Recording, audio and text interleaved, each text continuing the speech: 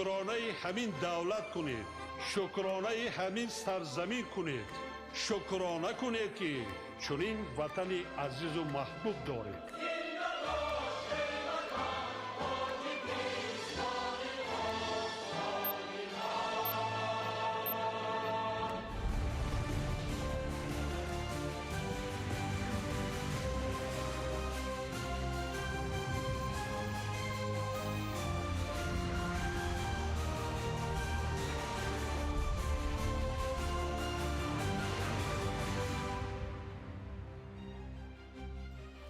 ассалому алайкум бинандаҳои гиромӣ. нашри муфассали барнома ахборро бо муҳимтарин мавзӯъҳо манзур мегардонем. дар оғоз таваҷҷӯҳ намоед ба сархати хабарҳо.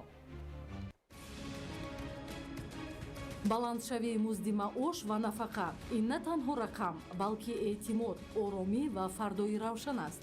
заҳмат қадр мешавад, таҷриба эҳтиром мегардад. бо мардум барои мардум. кишоварзӣ пояи зиндагӣ ва сарчашмаи баракат. бо фаро расидани мавсими нав шудгори заминҳо вусъат меёбад ва корҳои саҳроӣ бо нерӯи тоза оғоз мешаванд. раванди корҳои саҳроӣ дар мамлакат. имрӯз бунёд, фарду ояндаи дурахшон. ҳар як қадам барои беҳбуди зиндагии мардум, ҳар як сохтмон барои фардои обод, бо ҳам барои тоҷикистони обод ва пешрафта. корхонаҳои нав, технологияҳои муосир ва ҷойҳои нави корӣ, қадами устувор ба сӯи пешрафт, саноат нерӯи пешбарандаи иқтисод ва ояндаи боэътимод. масъулият ба табиат, меҳр ба ватан ва сармоягузорӣ ба фардо. идомаи ниҳолшинонӣ дар кишвар. шарҳи ин ва дигар хабарҳо дар нашри муфассали барномаи иттилоотии ахбор. аз 1 сентябри соли 2026 маоши вазифавии хизматчиёни ҳарбӣ, кормандони мақомоти ҳифзи ҳуқуқ, мақомоти ҳокимият ва идоракунии давлатӣ, муассисаҳои соҳаҳои маориф, илм, фарҳанг, варзиш, тандурустӣ, ҳифзи иҷтимоӣ ва кормандони ташкилотҳои дигари бюҷетӣ, инчунин стипендия ва нафақа зиёд карда мешавад. дар ин бора 14 январи соли ҷорӣ фармони президенти ҷумҳурии Тоҷикистон дар бораи тадбирҳои тақвият бахшидани сатҳи ҳифзи иҷтимоии аҳолӣ ва зиёд намудани маоши амалкунандаи вазифавии кормандони ташкилотҳои бюҷетӣ, андозаи нафақа ва стипендия ба имзо расид. идомаи мавзӯъ дар таҳияи ҳамкоронамон.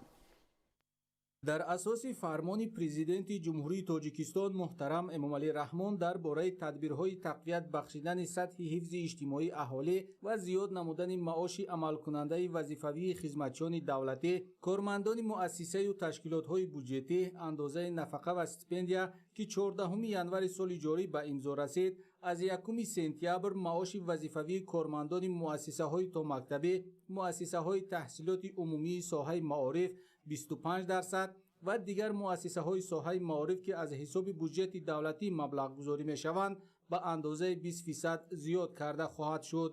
боло бурдани музди меҳнати омӯзгорон ва дигар кормандони соҳаи маориф далели таваҷҷӯҳи ғамхории пайвастаи ҳукумати кишвар ба масъалаи таълиму тарбияи насли наврас буда, барои беҳтар гардидани сатҳи иҷтимоии кормандони ин бахши муҳими ҷомеа замина мегузорад.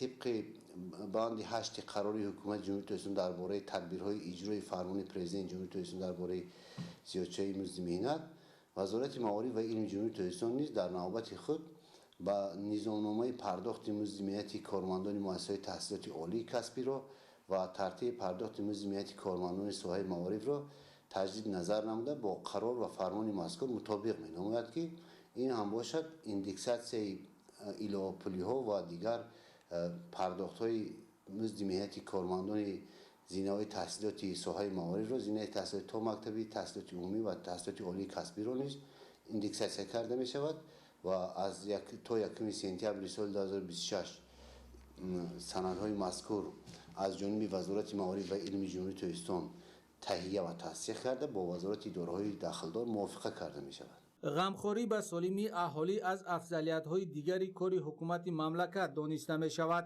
این است که بالا بردن معاش وظیفوی کارمندان این بخش مهم نیز از 1 سپتامبر در نظر گرفته شد. در اساس فرمان پرزیدنت جمهوری تاجیکستان، معاش وظیفوی کارمندان مؤسسه‌های ساحه تندرستی که از حساب بودجه دولتی مبلغ گذاری می شوند به اندازه 20% زیاد گردید. اگر ما قیاس از سال 2022 این جانب تا سال 2026 نظر افکنیم، مزد مهنت کارمندان ساحه‌های بودجتی از جمله ساحه تندرستی و حفظ اجتماعی اهالی جمهوری تاجیکستان زیاده از 5 مرتبه زیاد گردیده است که اندازه آن زیاده 120% را تشکیل می‌دهد که در حجم عمومی پرداخت مزد مهنت کارمندان نظررس میباشد. از 1 سپتامبر سال 2026 معاش وظیفوی خدمتیان حربی، کارمندان مقامات حفظ حقوق، مقامات حاکمیت و اداره‌کنی دولتی، مؤسسه‌های ساحه معارف، علم، فرهنگ، ورزش، تندرستی، حفظ اجتماعی و کارمندان تشکیلات‌های دیگر بودجتی اینچنین استیپندیا و نفقه زیاد کرده می‌شود. مرحله به مرحله زیاد نمودن مزد مهنت کارمندان ساحه‌های بودجتی، نفقه و استیپندیا دلیل واضح غمخوری نوبتی حکومت جمهوری تاجیکستان و شهروندان بوده در شرایط فعلی بحران اقتصادی و مالیوی جهانی دستگیری به واسطه مردم مملکت محسوب می‌یابد.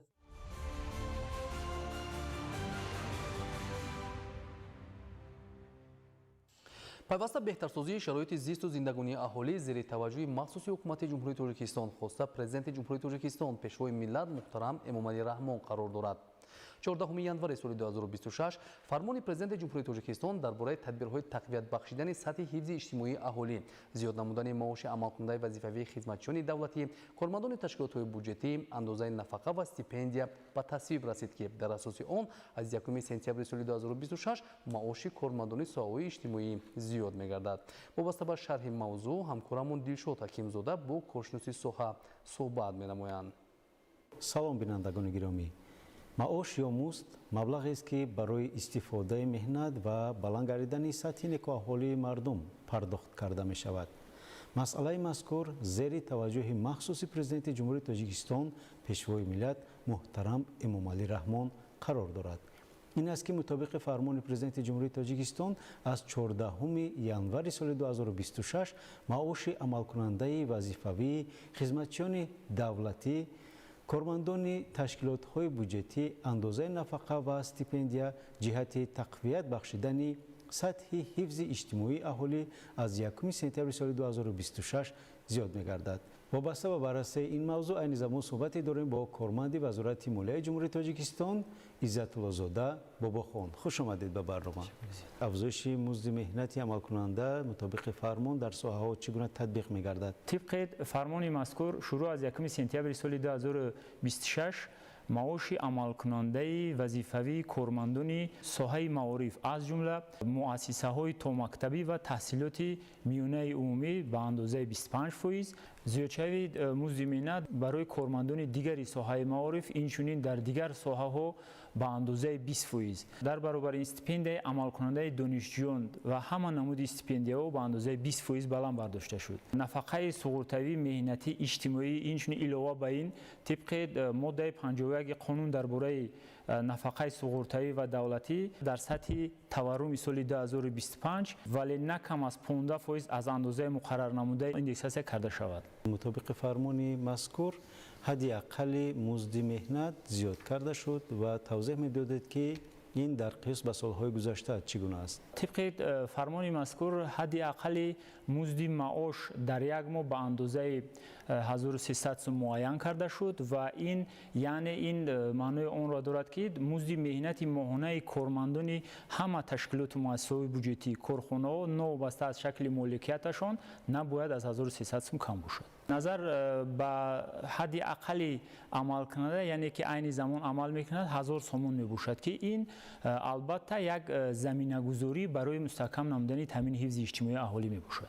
در مجموع اگر که به آمارها نظر اندازیم زیادشوی معاش در سالهای اخیر چگونه تحلیل کرده می شود؟ طی 5 سال اخیر 100 و زیاده از آن عملی گردیده است. در سال 2025 مجموعی که از حساب بودجت دولتی مبلغ‌ها برای پرداخت فوند مزد مهنت روانه گردیده است با 14 میلیارد سومانی برابر گردیده است. تنها برای پرداخت مزد مهنت که نظر به 5 سال قبل یعنی انیقتر به سال 2020 8.4 میلیارد سومانی زیاد равона шудааст танҳо барои пардохти музди меҳнат ва барои пардохти стипендия бошад 245 миллион сомонӣ 152 миллион зиёд ва нафақа 5,6 миллиард сомонӣ 2,7 миллиард назар ба соли 2020 зиёд равона гарда шудааст. Яъне ин шаҳодати он аст ки сад ё зиёда аз онро дар ҳақиқат ташкил медиҳад. Имрӯз аз рӯи маълумотҳои оморӣ музди миёнаи моҳонаи музди меҳнат дар охири соли 2025 ба 2726 сомонӣ баробар гардида. Ҳамин нишондиҳанда дар соли 2020 гӯем агар ба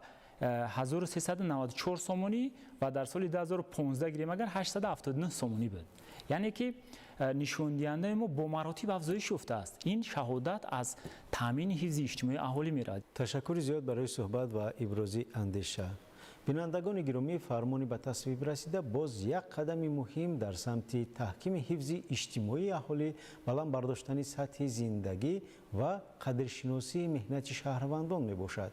татбиқи самараноки он на танҳо устувории молиявии давлат, балки ба беҳтар шудани зиндагии ҳар як оилаи тоҷик мусоидат намуда, рушди устувори иқтисодии миллиро тамин хоҳанд кард. саноати шаҳри душанбе бо тадбирандешиҳои ҳукумати кишвар ва амалишавии иқдому ташаббусҳои созандаи раиси шаҳри душанбе муҳтарам Рустами Эмомалӣ рушди бесобиқа дорад. дар давоми солҳои 2015-2025 дар пойтахт 620 коргоҳу корхонаҳои нави саноатӣ бо таъсиси зиёда аз 18500 ҷойи корӣ сохта ба истифода дода шуд.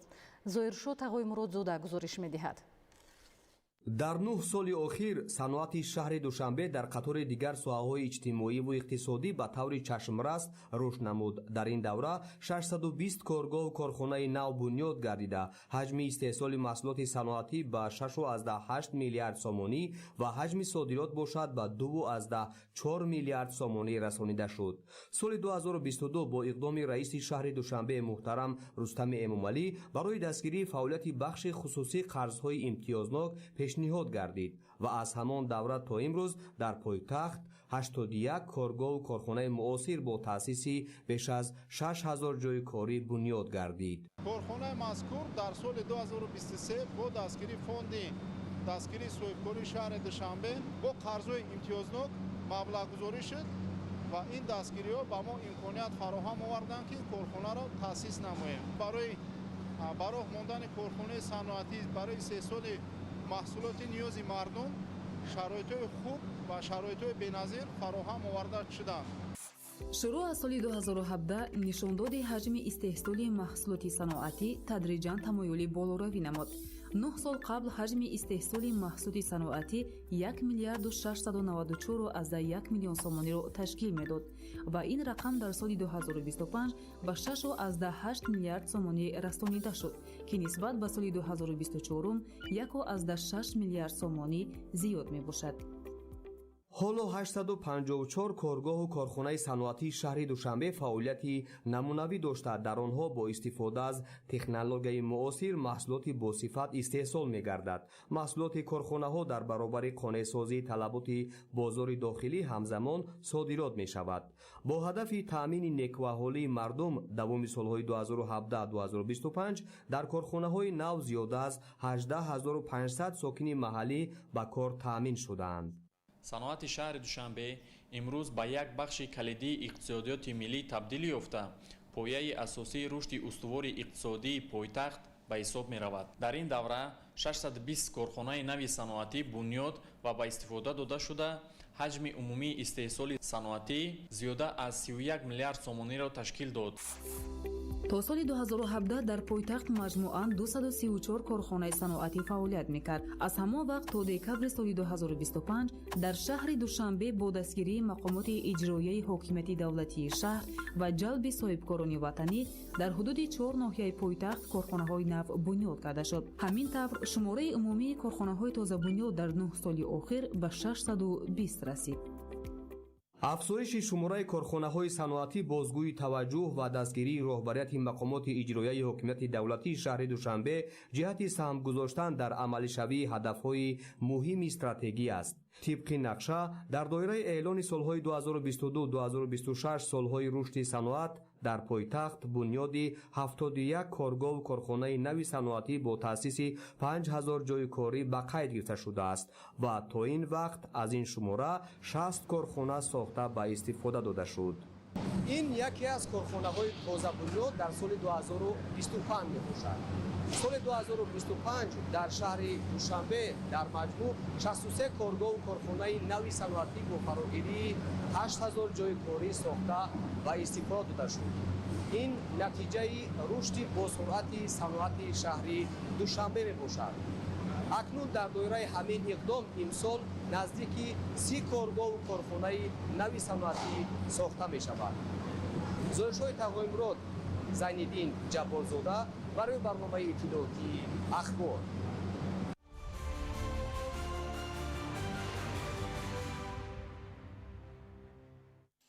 تأمین زندگی شایسته مردم هدف اساسی حکومت جمهوری تاجیکستان محسوب یافته بهر عملی سازی آن منتظم در کشور نقشه و برنامه‌های هدفمندانه عملی کرده می‌شوند. سالهای 2022-2026 اعلان گردیدن سالهای رشد صنعت در بالوروی سطح نیکوحالی مردم و رشد منبعد کشور زمینه می‌گذارد. در شهر کولوب نیز ساحه صنعت به تدریج رشد یافته برای ساکنان جای‌های نوی کاری فراهم می‌گردد. گزارش در این خصوص در سالهای صاحب استقلالی مملکت ساحه صنعت در شهر کولوب به مرحله نوی رشد وارد گردیده دوره به دوره شماره کارگاه و کارخانه‌های صنعتی و حجم مجموع محصولات استحصال شونده رو به افزایش قرار دارد. دسترسی به دستگاه و تکنولوژی معاصر و جلب متخصصان به فعالیت روند استحصالات را سرعت بیشتر بخشیده است. طبق معلومات آماری عین زمان در کارخانه‌های صنعتی شهر کولوب بیش از 130 نامگوی محصولات نیازی مردم استحصال می‌شود. عین زمان در شهر کولوب 78 کارگاه و کارخانه‌های صنعتی با 132 نمودی محصولات فعالیت کرده ایستادند. صنایعچیان شهر و دیهاتی کولوب در سال 2025 با مبلغ 556 میلیون و 911 هزار سامانی محصولات صنعتی استحصال نمودند که این نسبت به سال 2024 116 میلیون زیاد می باشد. عین زمان در کارگاه و کارخانه‌های صنعتی شهر کولوب 1143 نفر با جای کاری دائمی تامین می باشند. فعالیت ثمره‌بخش کارخانه‌های حسیبراری شهر کولوب در تامین بازارهای استعمالی داخلی با این نوع محصولات و کاهش دادن محصولات وارداتی مساعدت می‌کند. برای در حالت خوب و حرارت معتدل نگهداشت محصولات انبارهای ذخیروی و سردخانه‌ها با تکنولوژی ضروری مجهزانیده شده‌اند. از جانب متخصصان به طعم و صفت محصولات استحصالی و تمغه‌گذاری آن دقت مخصوص ظاهر گردیده در برجامه با نوشتجات و نامگذاری تاجیکی پیشنهاد میزاجان گردانیده می‌شود. رشد ساحه صنعت که یکی از هدفهای اساسی حکومت کشور محسوب می‌یابد جهت تأمین زندگی با سعادت مردم زمینه می‌گذارد. وقتی که ساحه صنعت رشد کرد شرایط مردم نقض می‌شود، بهتر می‌شود، جای کاری تشکیل کرده می‌شود، محصولات استحصال بسیار می‌گردد، محصولات وارداتی وصل کننده فراوانی در بازارها بسیارتر می‌گردد و سطح زندگی مردم بهتر می‌گردد. در دایره سزاوار استقبال نمودن جشن 35 سالگی استقلال دولتی در شهر کولوب جهت باز هم رشد بخشیدن ساحه بنیاد کارخانه‌های زیادی صنعتی نقشه‌گذاری شده است که این روند در حال عملی شوی قرار دارد. بخشیده به 35 سالگی استقلال جمهوری تاجیکستان مقامات اجرایی حکومت دولتی شهر کولوب یکجا با صاحبکاران تصمیم گرفتند که 49 کارخانه‌های صنعتی بنیاد و استفاده دهند. تا این جانب 31 کارخانه‌های صنعتی مورد استفاده قرار داده شده، در باقی مانده کارخانه آن کارها رفته ایستادند. در زمینه دستگیری‌های حکومت مملکت و تشبثکاری‌های مقامات اجرایی حکومت دولتی صاحبکاران وطنی نیز در بنیاد کارخانه‌های صنعتی سهم فعال و نظررس دارند. استحصال مبل‌های گوناگون زمانوی در و تیره‌های خوش‌صفت و مطابق به طلبات، سیمتورهای گوناگون شکل، پنجره‌ها با نظرداشت تأمین زیبایی و آرایشات فضای بیرونه، در و دروازه‌های آهنین با شکل و اندازه و دیزاین معاصر برای خانه‌های استقامتی و اداره و مؤسسه‌ها، کرسی‌های فراغتی و دیگر مکانیزم‌های ضروری برای کودکستان‌ها و نصب آنها در میدانچه‌های خرد برای بازی کودکان، نامگوی زیادی بازیچه‌ها با نظرداشت ذوق خردسالان، ستونپایه‌های زیبا و با صفت برای وصل و نصب چراغ‌های روشنی دهنده در شفط راه‌های ماشین‌گذار کوچه‌های شهر و دهات و ده‌ها نوع محصولات دیگر در کارگاه و کارخانه‌های صنعتی شهر کولوب استحصال کرده می‌شوند. وابسته به تطبیق هدفهای حکومت کشور جهت تدریجاً افزایش دادن حجم استحصالات، تأسیس جایهای نوی کاری و کاهش دادن سطح کمبزاعتی از جانب مسئولان مقامات اجرایی حاکمیت دولتی شهر کلاب در این سمت تدبیرهای علاوگی راه اندازی می‌گردد. علیم ناصرزاده، خورشید نادرخان، شهر کلاب، اخبار.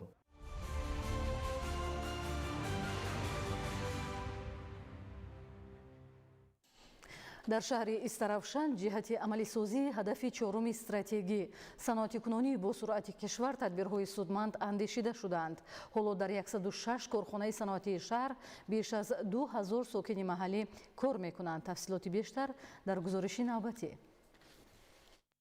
تحت سیاست خیرتمندانه اساسگزار صلح و وحدت ملی پیشوای ملت پرزیدنت جمهوری تاجیکستان محترم امامعلی رحمان ساحه صنعت مملکت به طور نظررس رشد و نمو کرده است. در روند صنعتی کنونی برابری دیگر منطقه‌های صنعتی کشور شهر استرافشان به یک از محرک‌های اساسی رشد اقتصادی مملکت تبدیل یافته است. در دایره تدبیرهای آبادانی به استقبال ارزنده جشن 35 سالگی استقلال دولتی بنیاد 60 کارخانه و کارگاه‌های نوی صنعتی به نقشه گرفته شده است. تنها در سال 2025 7 کارخانه نوی استحصالی به فعالیت آغاز نموده، ده‌ها ساکن محلی با جای کار دائمی و معاش خوب تامین گردیدند. طبق معلومات آماری الحال تعداد کارخانه‌های صنعتی با در نظر داشت برقرارکنی انشاءات استحصالی به 106 عدد رسانیده شده، حجم استحصال محصولات صنعتی شهر در سال 2025 به 1 میلیارد و 486 میلیون سومانی رسانیده شد که 102.6% را تشکیل می‌دهد. حالا از جانب صنعتچیان شهر استرافشان 75 نامگاه محصولات صنعتی استحصال می‌شود که 35 نامگاه آن از جمله محصولات نساجی، مبل،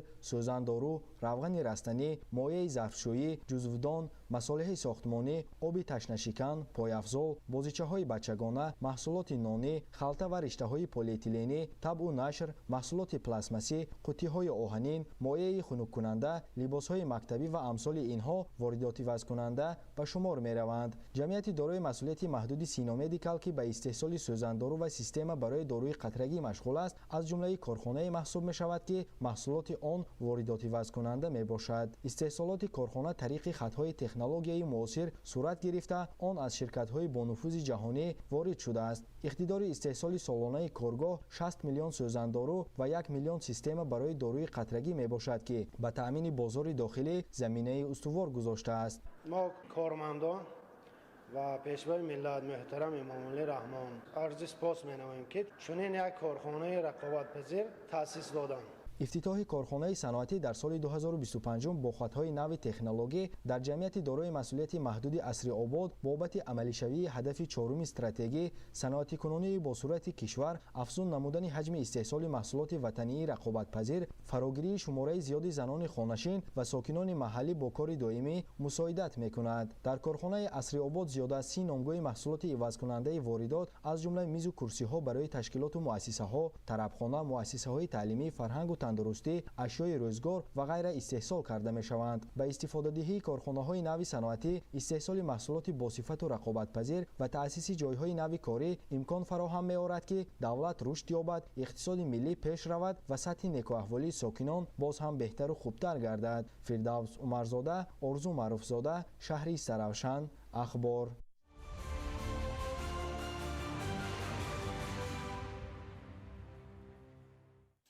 امروز در شهر دوشنبه با اشتراک مسئولان ساحه و نمایندگان اداره‌های داخلدار جلسه کمیسیون بین اداروی اوید به مقاومت و سودای آدمان برگزار گردید. گزارش در این خصوص.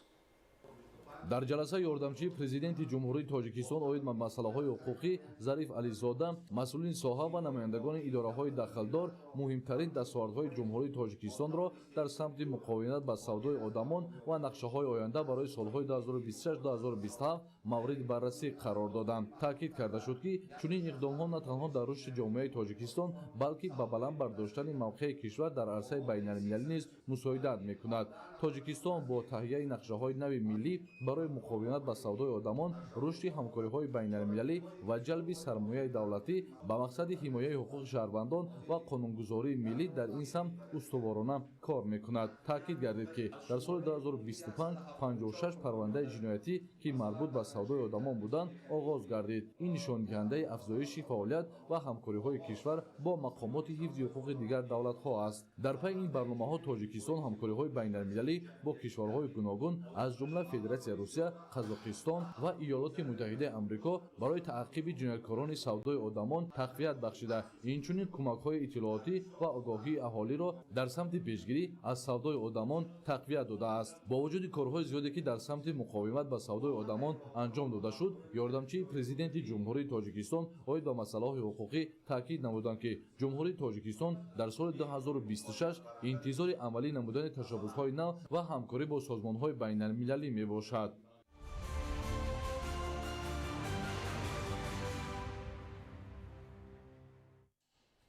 طبق پیشگویی متخصصان اگنتی آب و هواشناسی از 16 ینور در کشور هوای سرد و بارش برف و باران به قید گرفته می شود. شرح بیشتر در گزارش دلجهانی می رسند. дар аввалҳои моҳи январ дар кишвар боришоти барф ба қайд гирифта шуд, аммо бо сабаби тағйирёбии иқлим давоми ҳафтаи охир ҳарорати ҳаво баланд шуд. тибқи пешгӯиҳои мутахассисони агентии обу ҳавошиносии кишвар аз пагоҳ бориши борону барф дар кишвар дар назар аст. дар ҷумҳурӣ рӯзҳои 16 ва 17 январ бо сабаби ворид шудани циклонҳо, яъне ки ноустуворгардӣ якбора вазъи боду ҳавои кишвар мегардад. рӯзҳои 16 январ дар ҷумҳурӣ ҳавои абрнок, дар водиҳо боридани борон бадан ба барфи тар мубаддал мегардад. дар минтақаҳои кӯҳӣ асосан боридани барф пешгӯӣ карда мешавад ва рӯзи 17 январ бошад боридани барф ва дар баъзе минтақаҳои кӯҳии ҷумҳурӣ, яъне ки боридани барфи бошида дар назар аст. рӯзи 16 январ дар водиҳо ҳарорати ҳаво, яъне ки дар вилояти хатлон ҳарорати ҳаво шабона 2-7 дараҷа гарм, рӯзона бошад 2-7 дараҷа гарм пешгӯӣ карда мешавад. дар вилояти суғ дар водиҳо низ ҳавои абрнок, боридани боришот, дар водиҳо боридани борон бадан ба барф мубаддал мегардад. дар минтақаҳои кӯҳӣ боридани барф дар назар аст. дар водиҳои вилояти суғ ҳаво шабона 1-6 дараҷа гарм, рӯзона бошад 2-7 дараҷа гарм мешавад. дар тобеи марказ ҳарорати ҳаво шабона 2-7 дараҷа гарм, рӯзона низ ҳаво 2-7 дараҷа гарм аст. дар ғарби вилояти миқдори кӯҳистони Бадахшон ҳаво шабона 2-7 дараҷа хунук, дар баъзе ноҳияҳо 1-3 дараҷа гарм, яъне ки дар минтақаи Дарвоз 1-3 дараҷа гарм дар назар аст. рӯзона бошад ҳадди гармӣ 2-7 дараҷа гарм мешавад. дар шарқи ҳамин вилоят ҳаво сард аст, яъне ки шабона 23-28 дараҷа хунук, дар мавзеи Булункул бошад то 49-51 дараҷа хунук мешавад. рӯзона бошад 7-12 дараҷа хунук, дар мавзеи Булункул яъне ки 16-18 дараҷа хунукӣ дар назар аст. дар шаҳри Душанбе рӯзи 16 январ ҳавои абрнок, боридани борон бадан ба барфи тард мубаддал мегардад. ҳарорати ҳаво шабона дар шаҳри Душанбе 3-4 дараҷа гарм, рӯзона бошад ҳадди гармӣ 2-7 дараҷа гарм, баъдан паст шудани ҳарорати ҳаво то 2-4 дараҷа гарм мешавад. сардии ҳаво ва дар баъзе ҳолат бориши барфу борон то охири моҳи январ идома меёбад. бо сабаби номусоид омадани боду ҳаво дар баъзе минтақаҳои кӯҳӣ хатари фаромадани тарма вуҷуд дорад. аз ин рӯ ронандагону сокинони кишварро лозим аст ки то охири моҳи январ бинобар сард омадани боду ҳаво ва боришоти барфу борон ҳангоми сафар ба шаҳру ноҳияҳо ва минтақаҳои кӯҳӣ эҳтиёткор бошанд ва бе зарурат ба сафар набароянд.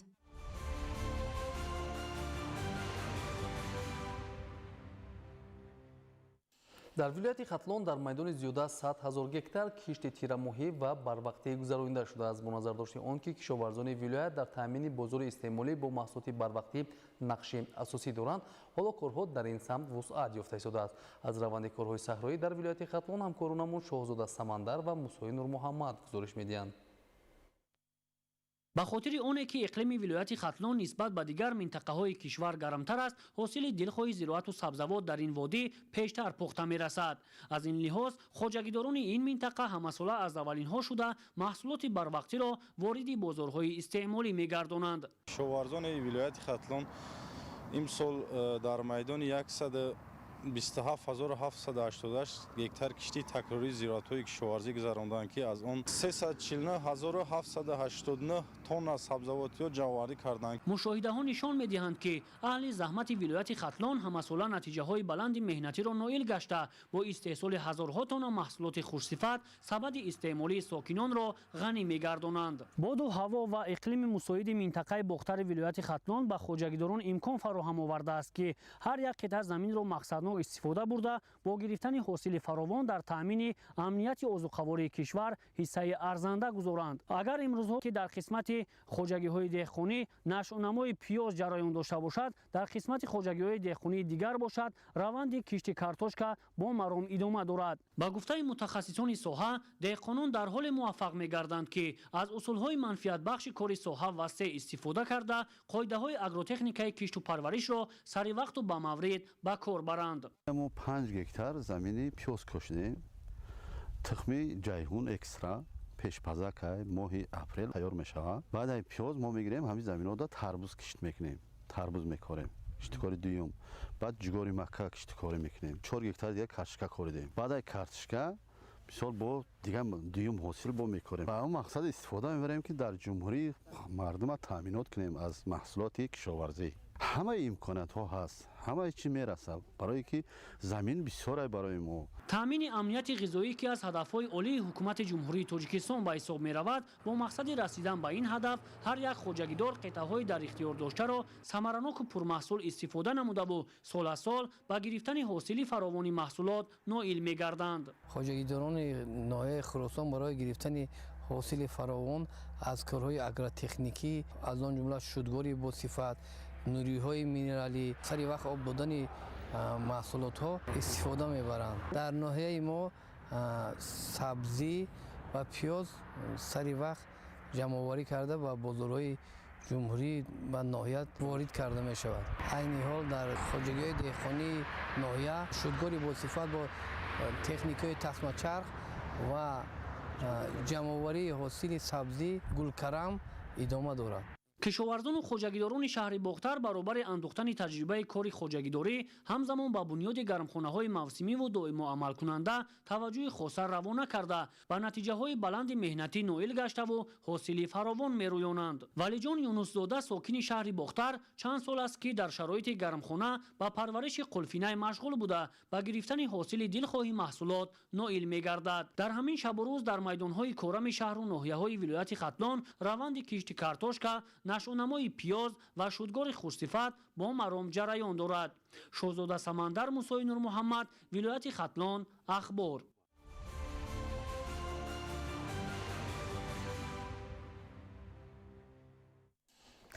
соли ҷорӣ дар ноҳияи ёвон бо мақсади иҷрои нақшаи кишт ва таъмини рушди устувори соҳаи кишоварзӣ, корҳои саҳроӣ дар майдони беш аз 22 000 гектар мутобиқи талаботи агротехникӣ ба роҳ монда шудаанд.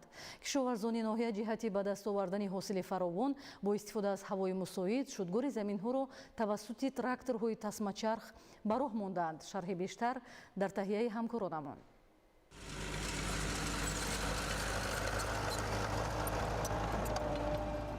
соли ҷорӣ дар ноҳияи ёвон дар майдони 22572 гектар замин гузарондани кишт пешбинӣ гардидааст. аз ин майдон 21947 гектарро заминҳои кораи обӣ ташкил медиҳанд ки имконияти асосӣ барои истеҳсоли маҳсулоти кишоварзии ноҳия ба ҳисоб мераванд. айни замон бо истифода аз шароити мусоиди обу ҳаво шудгори заминҳо дар ҳамаи ҷамоати ноҳия саривақт ва бо сифати баланд ба роҳ монда шудааст. бо мақсади таъмини иҷрои нақшаи кишт ва баланд бардоштани самаранокии корҳои саҳроӣ дар ноҳияи ёвон 30 техникаи муосири тасмачарх барои шудгори заминҳо равона гардидааст. аз тарафи бозрасии назорати давлатии техникаи кишоварзӣ дар ноҳияи ёвон 89 техника ба қайд гирифта шудааст ки аз он 68 техникаи тасмачарх мебошанд. аз 68 техникаи тасмачарх 30 тои он омодаи кор мебошанд ва дар саҳро кору фаъолият доранд. истифодаи ин намуди техника имкон медиҳад ки қабати хок амиқтар нарм гардида намнокӣ дар замин захира карда шавад ва шароити мусоид барои сабзиш ва нашъунамои зироат фароҳам оварда мешавад. мутахассисони соҳа истифодаи техникаи тасмачарҳро яке аз омилҳои муҳими баланд бардоштани ҳосилнокии замин арзёбӣ менамоянд. айни ҳол мо яъне ки заминҳое ки шудгор намудем ин тавассути техникаи тасмачар яъне ки пура барах монда шудем ки майдони 10480 гектар кишти пахта бояд ноҳияи Ёвон дар соли 2026 кишт намояд. мо азм гирифтем ки бо тавассути яъне ки техникаи тасмачар шудгорро барах монем. корҳои шудгор бо ҷалби хоҷагиҳои деҳқонӣ, ташкилотҳои кишоварзӣ ва мутахассисони соҳа дар ҳамаи қитъаҳои замин идома дошта, деҳқонон талош доранд аз рӯзҳои мусоиди обу ҳаво самаранок истифода баранд. ҳамзамон корҳои ҳамворкунӣ, омодасозии замин барои кишт ва дигар тадбирҳои агротехникӣ ба таври муназзам анҷом дода мешаванд. татбиқи пурра ва саривақтии нақшаи корҳои саҳроӣ имкон медиҳад ки кишти зироати асосӣ дар муҳлатҳои муайяншуда анҷом ёфта барои гирифтани ҳосили фаровон заминаи мусоид фароҳам гардад. дар маҷмӯъ рушди соҳаи кишоварзӣ дар ноҳияи Ёвон ба баланд бардоштани сатҳи зиндагии аҳолӣ, таъмини бозори истеъмолӣ бо маҳсулоти ватанӣ ва саҳмгузорӣ дар таъмини амнияти ғизоии кишвар мусоидат менамояд. маҳмараҷаб абдуллозода, давлати файзулло, ноҳияи Ёвон, барои барномаи ахбор.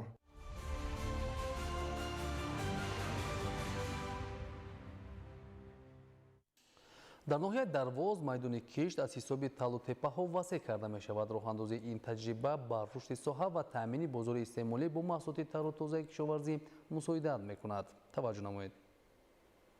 бо дарназардошти тағйирёбии бо суръати вазъи бозори ҷаҳони озуқаворӣ ва мунтазам болоравии нархи маҳсулоти ғизоӣ, президенти ҷумҳурии Тоҷикистон муҳтарам Эмомалӣ Раҳмон дар паёмашон ба Маҷлиси Олии Ҷумҳурии Тоҷикистон масъулини соҳа ва кишоварзони мамлакатро вазифадор намуданд, ки заминҳои корамро самаранок истифода бурда бо гирифтани дусе ҳосил дар баробари қонеъ гардонидани эҳтиёҷоти хеш дар таъмини амнияти озуқаворӣ ва фаровонии бозори истеъмолӣ мусоидат намоянд. шуғли асосии мардуми ноҳия ба ғалакорӣ, картошка, сабзавот ва замбурасалпарӣ мебошад. кишоварзони ноҳияи Дарвоз аз мусоидӣ бо ҳавои имсол истифода карда бо мақсади сари вақт ва хусифат анҷом додани шудгор имрӯз дар ин мавзеъҳо корро шурӯъ кардем. айни замон кишоварзони ноҳия бо истифода аз боду ҳавои мусоид дар заминҳои ғайриобии деҳоти дашти лучи ҷамоати деҳоти қалъаи Хум, кич ва шудгори заминҳои обӣ ва ғайриобиро шурӯъ намуда то ба ҳоли имрӯза дар масоҳати 25 гектар замин киш намуданд. ба ҳолати имрӯза бошад дар майдони 25 гектар киш ва 65 гектар шудгорро ба анҷом расондем, ки ин раванд оғози кор аст ва идома меёбад. кишоварзони ноҳияи Дарвоз дастури супоришҳои пешвои миллатро, ки нисбати соҳаи кишоварзӣ дар паёмашон изҳори миннатдорӣ кард, сармашқи кори худ гузошта кӯшиш мекунем, ки дар таъмини амнияти озуқаворӣ ноҳия ва ҷумҳурӣ саҳми арзандаи худро гузорем. ба андешаи мутахассисон сифати хок ва боздеҳи ин заминҳо нисбат ба дигар қитъаҳои кишт бартарӣ дошта, умед аст, ки имсол низ кишоварзон аз кишти баҳории хеш ҳосили дилхоҳ ба даст меоранд. хушназари Зиё, ноҳияи Дарвоз, ахбор.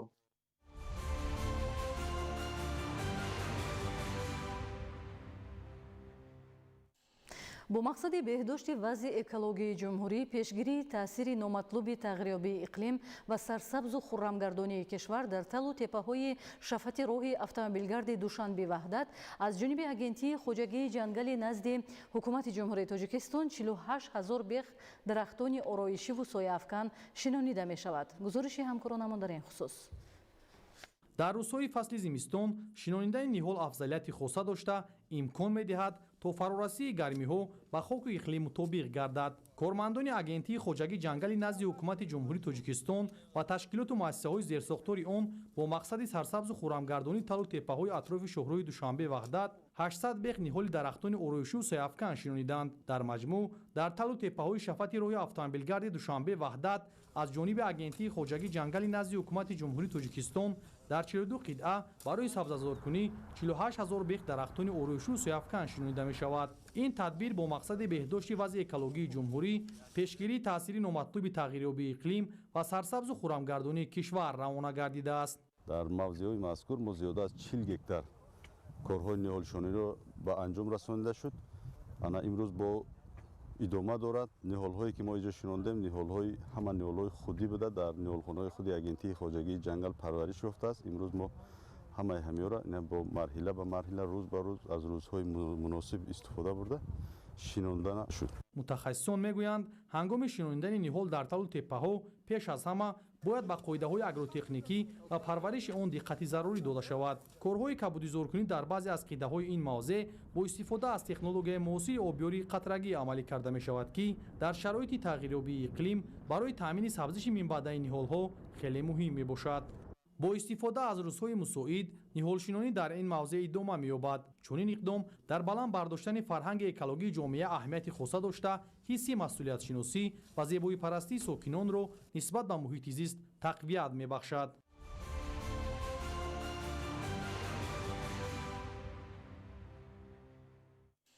паёми президенти ҷумҳурии тоҷикистон пешвои миллат муҳтарам эмомалӣ раҳмон ба маҷлиси олӣ ҳамчун ҳуҷҷати муҳими стратегии самтҳои асосии сиёсати дохилӣ ва хориҷии давлат, рушди устувори иқтисодии миллӣ ва баландбардоштани сатҳу сифати зиндагии аҳолиро муайян намуда барои фаъолияти ҳамаи самту соҳаҳо роҳнамои амал ба ҳисоб меравад.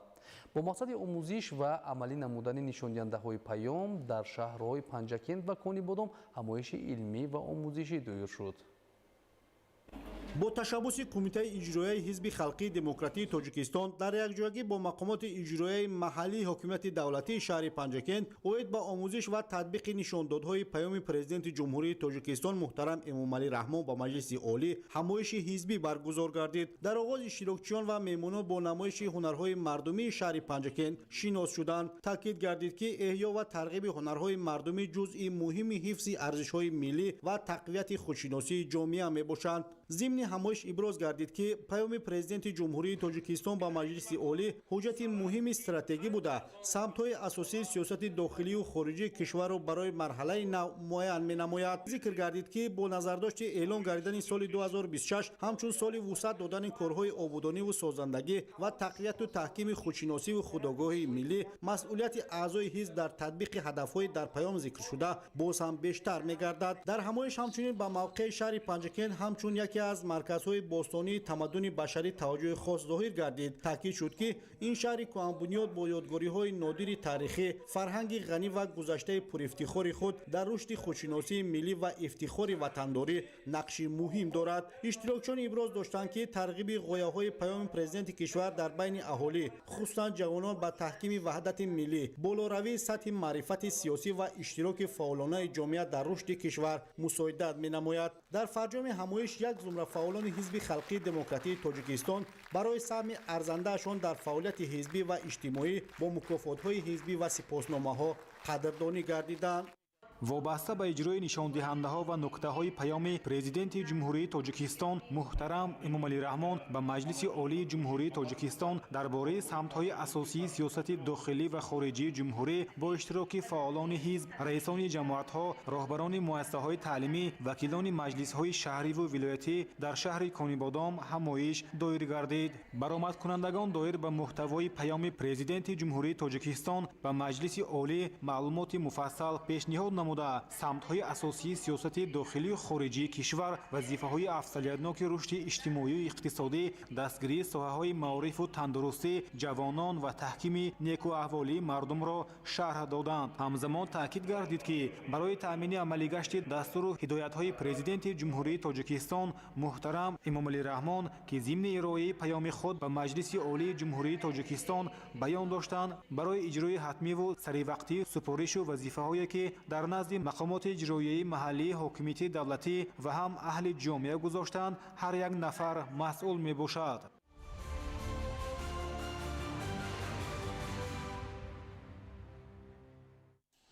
дар ноҳияи деваштич барои дастгирии ҷавонон ва босаводу донишманд гардонидани онҳо тадбирҳои зарурӣ амалӣ мешавад. ифтитоҳи маркази ҷавонон ва беҳсозии шароити хуби таълимӣ аз ҳадафҳои меҳварieст ки бо истифода аз он ҷавонон донишу малакаи худро дар соҳаҳои гуногун сайқал медиҳанд. гузориш дар ин хусус.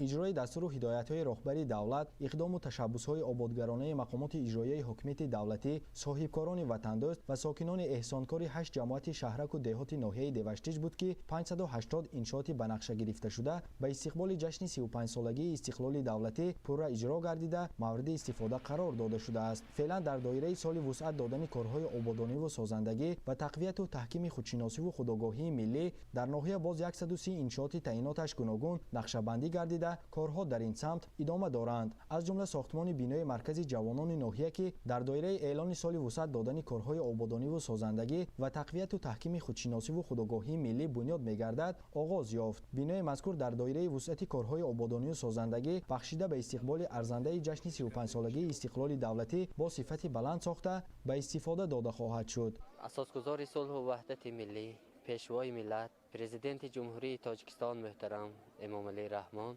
به جوانان همچون قشر پیشبرنده جامعه اعتماد و باوری زیاد دارند و پیوسته تشبس‌های جوانان را دستگیری نموده به آنها برای رشد کمالات آنها امکانیت و شرایط‌های گوناگون را فراهم آورده ایستاده‌اند.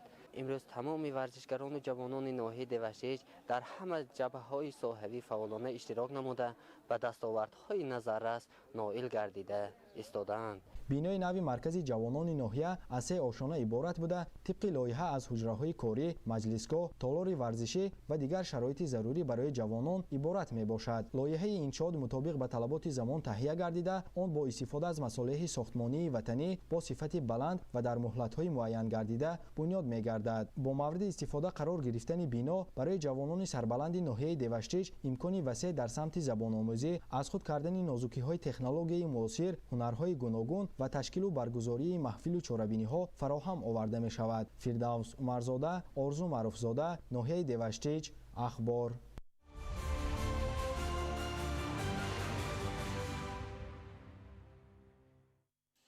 در ناحیه رشت به استقبال جشن 35 سالگی استقلال دولتی بنیاد زیاده از 400 انشاءات به نقشه گرفته شده است. از این شماره تا امروز 266 انشاءات مورد استفاده قرار گرفت. از روند کارهای سازندگی در ناحیه رشت همکاران ما گزارش می‌دهند.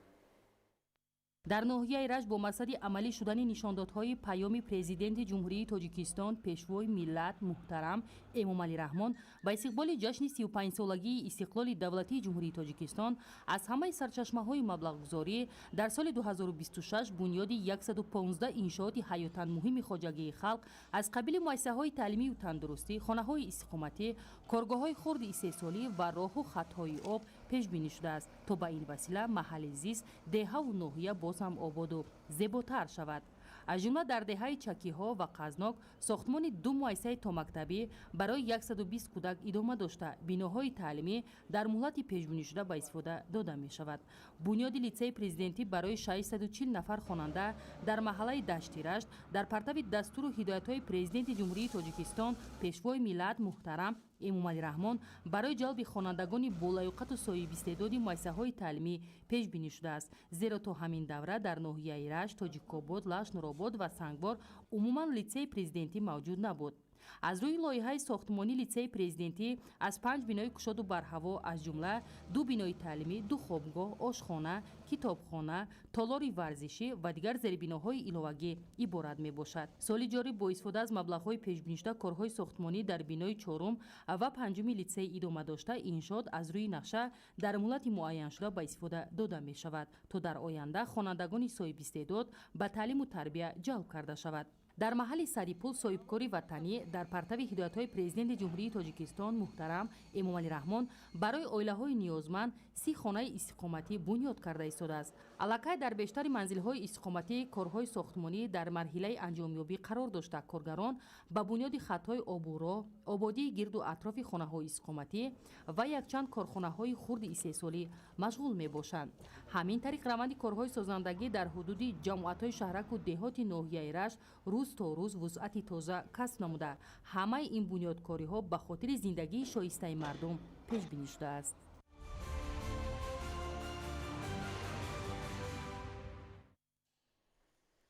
бо мақсади сарфакорона истифода бурдани нерӯи барқ ва пешгирии қонуншиканӣ аз ҷониби мутахассисони агентии назорати давлатии энергетикӣ назди президенти ҷумҳурии Тоҷикистон дар шаҳри Турсунзода корҳои фаҳмондадиҳӣ гузаронида шуд.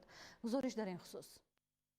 таи солҳои соҳибистиқлолӣ соҳаи энергетикаи мамлакат хеле рушд ёфт, зеро расидан ба истиқлолияти энергетикӣ яке аз ҳадафҳои стратегии ҳукумати мамлакат ба ҳисоб меравад. барои расидан ба ин ҳадафи олии кишвар бояд пеш аз ҳама аз ҷониби истифодабарандагони барқ пардохти саривақтии нерӯи барқ ва сарфакорона истифода бурдани он таъмин гардад.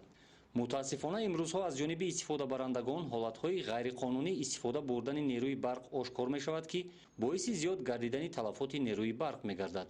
чунин як ҳолати худсарона истифода бурдани нерӯи барқ дар маркази хизматрасонии таблиғотӣ дар шаҳри Турсунзода зимни гузарондани санҷишҳои намояндагони раёсати агентии назорати давлатии энергетикӣ назди президенти ҷумҳурии Тоҷикистон дар шаҳру ноҳияҳои тобеи ҷумҳурӣ ошкор гардид. нисбати истифодабарандаи барқ барои вайрон кардани талаботи қонунгузорӣ протоколи ҳуқуқвайронкунии маъмурӣ ва санади қоидавайронкунӣ тартиб дода шуд. дар рафти санҷиш бо мутахассисони агентии назорати давлатии энергетикӣ назди президенти ҷумҳурии Тоҷикистон боз як ҳолати ғайриқонунӣ истифода бурдани нерӯи барқ ошкор гардид. инчунин аз ҷониби мутахассисони агентии оид ба насби панелҳои офтобӣ миёни истифодабарандагони нерӯи барқ корҳои фаҳмондадиҳӣ гузаронида шуда ба истифодабарандагон аҳамияти панелҳои офтобӣ фаҳмонида шуд.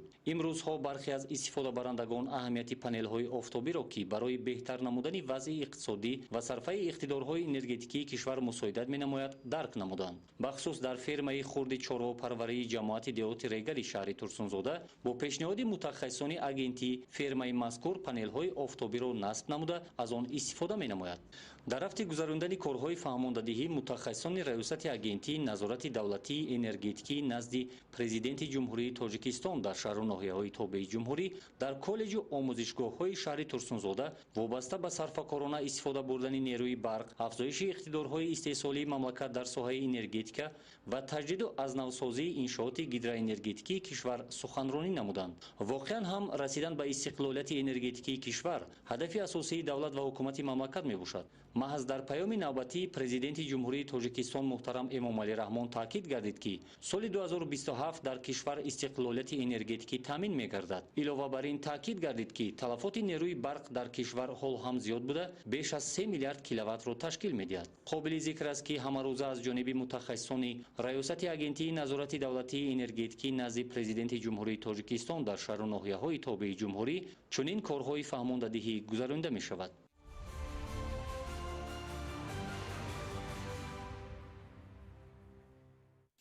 давоми солҳои соҳибистиқлолӣ бо ҳадафи беҳтар намудани инфраструктураи соҳаи сайёҳӣ дар вилояти мухтори кӯҳистони Бадахшон тадбирҳои зарурӣ амалӣ мегарданд.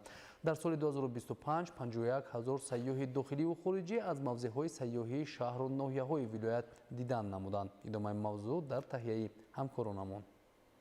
бо дастгириҳои пайвастаи ҳукумати ҷумҳурии Тоҷикистон барои фаъолияти соҳаи сайёҳӣ дар қаламрави вилояти мухтори кӯҳистони Бадахшон инфраструктури муосир барои қабули меҳмонон ва сайёҳони хориҷӣ фароҳам оварда шуда, дар заминаи ин иқдом аз ҷониби соҳибкорони маҳаллӣ низ дар самти хизматрасонӣ ва муаррифии маконҳои сайру сайёҳати бомиҷаҳон қадамҳои устувор гузошта шуд. дар соли 2025 шуъбаи сайёҳии мақомоти иҷроияи ҳокимияти давлатии вилояти мухтори кӯҳистони Бадахшон бо истифода аз имконоти мавҷуда барои ташкил намудани хатсайрҳои нав бо ширкатҳои ҷаҳонӣ ҳамкории дуҷониба ба роҳ монд, ки ин иқдом ба хотири зиёд намудани шумораи сайёҳон ба вилоят арзёбӣ карда шуд. ҳоло дар вилояти мухтори кӯҳистони Бадахшон барои қабули меҳмонон 8 осоишгоҳ, 12 осорхонаи таърихӣ, беш аз 2000 иншоот ва инфраструктури сайёҳӣ фароҳам оварда шудааст. дар арафаи рӯзи ваҳдати миллии соли 2025 меҳмонхонаи Бабри Барфӣ дар деҳаи Басиди Ноаи Рӯшон бо таҷҳизоти зарурӣ ба истифода дода шуд. шуъбаи рушди сайёҳӣ бо мақсади тақвият додани маҳзани иттилоотӣ дар ҳамкорӣ бо Донишгоҳи Осиёи Марказӣ дар доираи лоиҳаи тадқиқоти тартиб додани маҳзани иттилоотӣ барои мавзеъҳои таърихӣ, фарҳангӣ ва табиӣ дар вилоят ماه اکتبر سال 2025 در ناحیه روشان تحقیقات گذرانیده شد. هدف از این تحقیقات این تکمیل مخزن اطلاعاتی در موضوعهای فرهنگی و طبیعی ناحیه روشان می باشد. طبق لایحه مذکور عاید به موضوعهای فرهنگی، طبیعی و یادگاری‌های تاریخی معلومات مفصل و دقیق جمع‌آوری کرده شد. در حدود ولایت امکانیت‌های رشد سیاحی، تاریخی و فرهنگی، طبابتی و اکولوژی و کوهنوردی زیاد است. همساله نمایندگان شرکت‌های سیاحی ولایت در چهاربینی‌های سطح بین‌المللی شرکت نموده، ظرفیت‌های سیاحی ولایت را به جهانیان معرفی می‌نمایند. نقشه‌های شعبه رشد سیاحی سیاحی در سال 2026 این تشکیل کردن ترینینگ‌ها برای صاحبان هومستی‌ها که در دهات‌های دوردست به مثال برتنگ و وخان هستند گذرانیده می شود.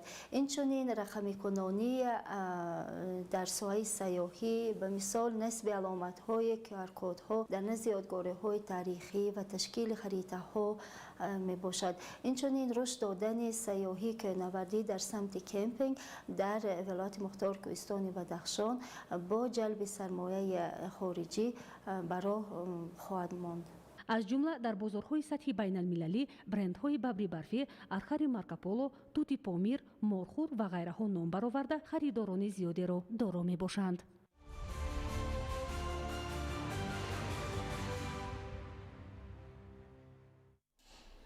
در شهر دوشنبه غالبان المپیادهای جمهوریوی و بین المللی اینچنین آموزگاران در سال 2025 در وضعیت تنتنوی قدردانی شدند. گزارش در این خصوص.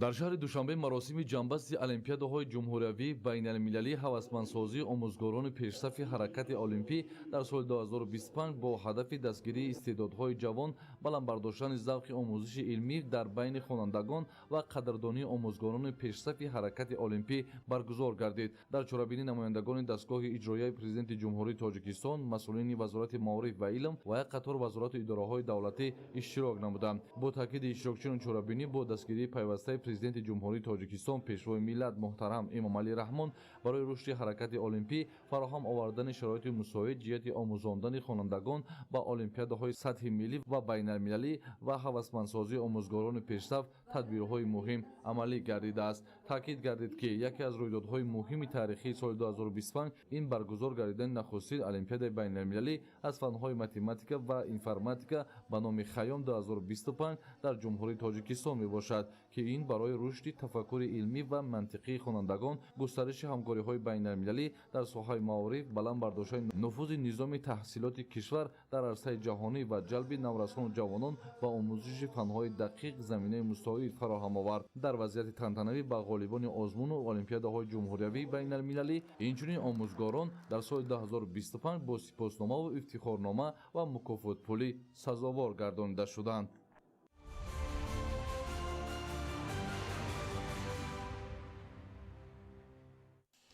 بنیاد مؤسسه‌های نوی تعلیمی، تامین شرایط خوب تحصیل در آنها و جلب خوانندگان به آزمون‌های سطحی جمهوریوی دستاوردها را در ساحه معارف افزون نمود. حسناورجان عمرов خواننده صنف سیومی لیسه رقم 5 شهر اصفهان از جمله چنین خوانندگان است که در آزمون جمهوریوی فروغ صبح دانایی کتاب است صاحب مقام اول گردید.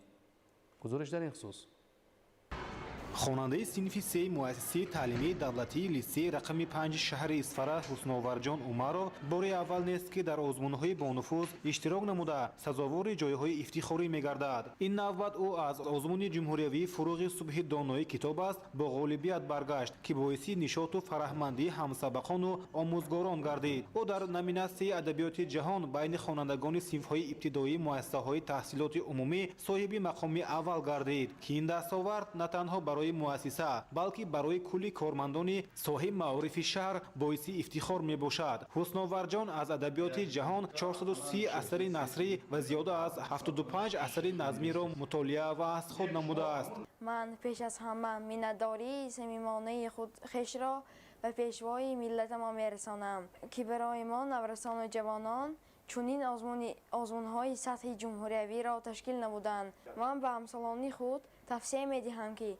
آنها را کتاب خوانند و با چنین آزمون‌های سطح جمهوریوی اشتراک ورزیده دانش خود را سنجند. برای سزاوار گردیدن به این دستاورد شاگرد مؤسسه آموزگار پیشقدم و نوآور گلسره شریفی سهمی ارزنده گذاشته است. از نامینه ادبیات جهان هم از ادبیات روس، از ادبیات آسیای مرکزی، از ادبیات کافکاز، ادبیات آمریکای لاتینی، ادبیات اروپا، تمام ادبیات ادیبان بچگانه جهان را در بر می‌گرفت که برای خواننده صنف سی این به نهایت مشکل بود، اما با موفقیت فعالانه اجرا می‌شد. آزمون جمهوریوی فروغ صبحی دانایی کتاب است، نشان بیداری فکری و آینه روشن سطح معرفت نسل صاحب استعداد کشور میباشد. پیش از همه مینه‌داری صمیمی خود را به پیشوای معارف پرور خلقمان، فرهنگ پرور خلقمان رسانیدنی هستم که با تأسیس این آزمون‌ها در ضمیر فردای نسل نورس تاجیک فرهنگ کتاب و کتابخوانی را بیدار نموده ایستادند.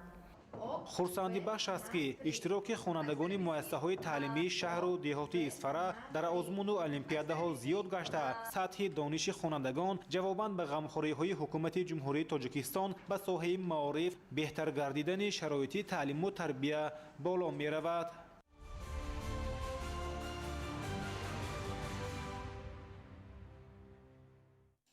اکنون توجه نمایید به خبرها از خارج کشور. در اوستریا بارشی از معیار زیادی برف یخبندی را در راه‌های ماشینگرد به وجود آورد. در تایلند هنگام کار در ساختمان یک کرانی باربردار به بالای قطاره مسافربر سر و زیر شد. شرح این و دیگر خبرها در تهیه همکارانمان. بر اثر باریدن زیادی برف در اوستریا یخبندی راه‌ها به قید گرفته شد. با سبب یخبندی در دریای دونای که حرکت کشتی‌ها را مشکل کرده ایستاده است، تدبیرهای ضروری را اندیشیده ایستادند.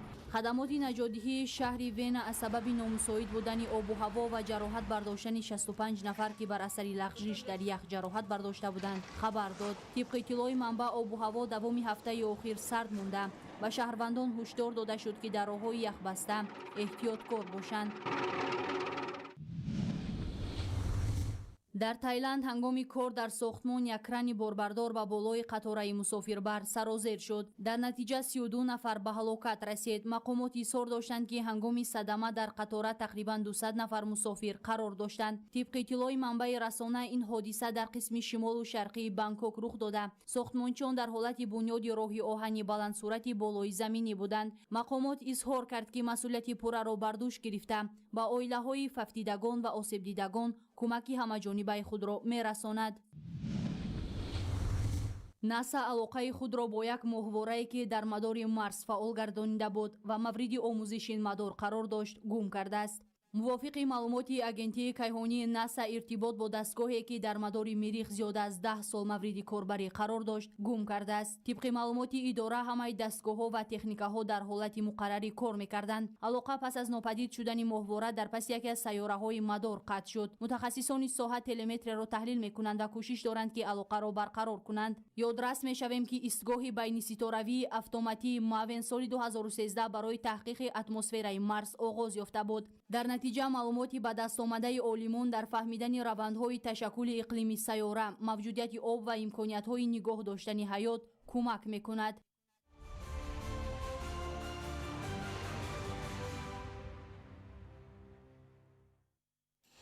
بیننده‌های عزیز، این بود برنامه اطلاعاتی اخبار. تنصیحات و خانه آباد باشید.